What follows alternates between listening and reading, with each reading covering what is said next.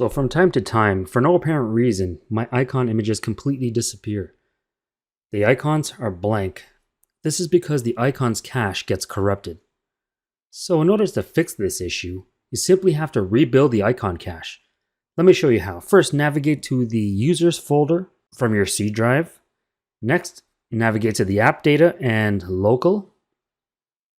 And from here, you should see an iconcache.db file, which is near the bottom. Find this file and delete it. If you can't see the app data folder, you need to set the folder view permissions to show hidden files and folders. All right, after that's done, you can simply delete the file, bring up Task Manager,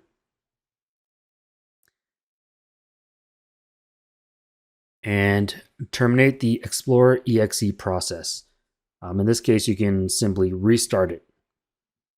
All right, so restart that process, and what's going to happen is your icons will magically come back.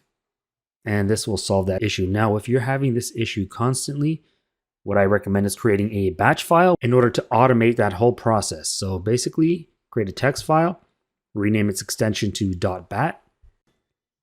Next, you right-click on that batch file and edit. This will bring up your batch file for editing and enter these commands. The first command is, it's going to look at your Explorer exe and your process list and terminate it. Next, it's going to change directories to your app data local folder, and it's going to delete the icon cache DB for you. Lastly, it's going to start up the Explorer exe process again. So if you're having this issue periodically, it makes sense to create this batch file that automatically run those steps for you. It's just a double click. And that's it for this video. Thank you for watching. I hope this helped.